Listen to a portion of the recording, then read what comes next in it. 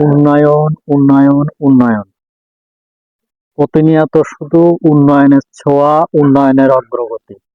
তো দেশে এত উন্নয়ন হওয়ার সত্ত্বেও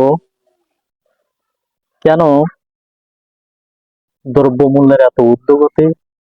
সাধারণ জনগণের ক্রয় ক্ষমতার বাইরে চলে যাচ্ছে।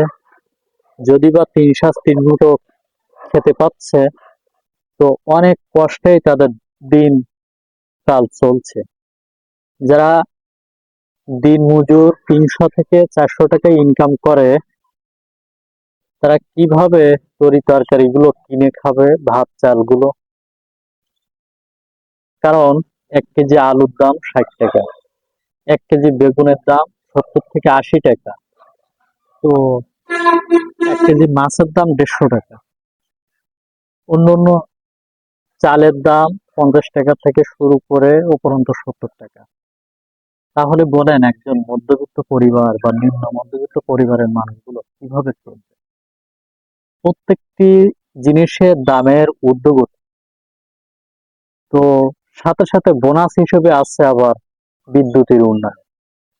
প্রতিটির ক্ষেত্রে বিদ্যুতের এত উন্নয়ন হয়েছে যে ২৪ ঘন্টার ভিতরে মনে হয় ১২ থেকে ১৫ ঘন্টা বিদ্যুৎ থাকে, আবার থাকে না। অর্ধেক অর্ধেকই বিদ্যুৎ থাকে না বর্তমান সময়। এই সপ্তাহখানের ভিতরেই এই সমস্যাগুলো বেশি দেখা দিচ্ছে। গত রাতে আমার বাস্তব কথা, আমার জীবনের ঘটে যাওয়া কথা, আমার শ্যামনগর উপজেলার বাসীর কথা, এটা আমি তুলে ধরছি। কারণ সকলেই কথাগুলো স্পষ্টভাবে তুলে ধরতে পারছে না পরিস্থিতির কারণে। কিন্তু পরিস্থিতি যতই ভয়াবহ হোক না কেন, সত্য কথা তো আমাদের বলতে হবে। কারণ আমরা মিডিয়ার সামনে এসেছি, মিডিয়ার মাধ্যমে আমাদের প্রতিবাদ করতে হয়। বিদ্যুতের প্রত্যেকটা ক্ষেত্রে এত উন্নয়ন যে গত ৩ বছর আগে বিদ্যুৎ ভালো ছিল। গত বছর থেকে শুরু করে বর্তমান সময় পর্যন্ত বিদ্যুৎ আমরা ঠিকঠাক মতো পাচ্ছি না। সাথে আবার জুন ক্লোজিং মাস, অধিকাংশ জায়গায় মিটারের সাথে বিদ্যুৎ বিলের কোনো মিল নাই, ১০, ১৫, ২০ ইউনিট করে বেশি। তাহলে এত উন্নয়ন করে কি হলো? এত সোনার বাংলার উন্নয়ন করে কি হলো, যেখানে অসহায় দরিদ্র মানুষ আজ চিৎকারে হাহাজারি করছে?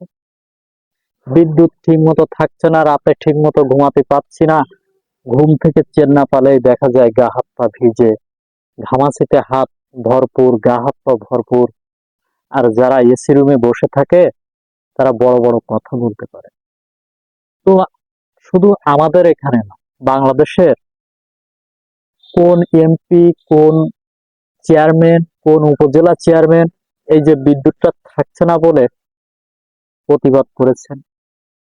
নির্বাচন এলে নেতাদের অভাব থাকে না, আমি নেতা হব, আমি নেতা হব। কিন্তু আপনারা কেন এই বিদ্যুৎ থাকছে না তার প্রতিবাদ করেন না? এটি সাধারণ জনগণের জন্য খুবই দুঃখজনক বিষয়। বিদ্যুৎটা ঠিক মতন দেন আপাতত। এই গরমের সময়, এই গরমের ২-৩ মাস বিদ্যুতের এত উন্নয়ন করেছেন, তাহলে বিদ্যুৎটা কেন থাকে না? জাতি জানতে চায়, এটা জাতি জানতে চায়। জাতি চোখ বন্ধ করে আর থাকতে চায় না, চোখ মোটা মোটা করে দেখছে এখন। দেশের এই উন্নয়ন এটা কিভাবে মেনে নেবে জনগণ?